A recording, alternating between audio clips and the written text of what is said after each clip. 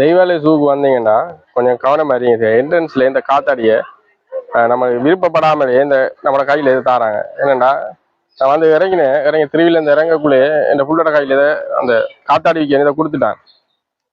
இப்ப அந்த என் பிள்ளையோட கையில இருந்து பறிச்சு திரும்ப கொடுக்க இல்லாது. அப்ப எவ்வளவு கேட்கும்? 150 ரூபான்னு சொன்னான். நீங்க கொஞ்சம் அவதானமா இருங்க. அப்படி தெய்வாலய ஜூக்கு வந்து வாரீங்கண்டா கொஞ்சம் அவதானமா இருங்க. வந்து திருவிழ பைக்ல இறங்கக்குள்ள கொஞ்சம் கவனமா இருங்க. இதோட பபாட கையில நீங்க கேட்காமலே கொடுப்பாங்க. கொடுத்துட்டு நீ இன்னொரு சாமானாச்சு ஒரு பிள்ளைகிட்ட இதை கொடுத்த காத்தாடியை கொடுத்துட்டான். கொடுத்துட்டோன்னா அந்த வாப்பா என்ன செஞ்சான்னா தேவையில்லைன்னு சொல்லவும் இதை பறிச்செடுத்துக்கு போயிட்டான்.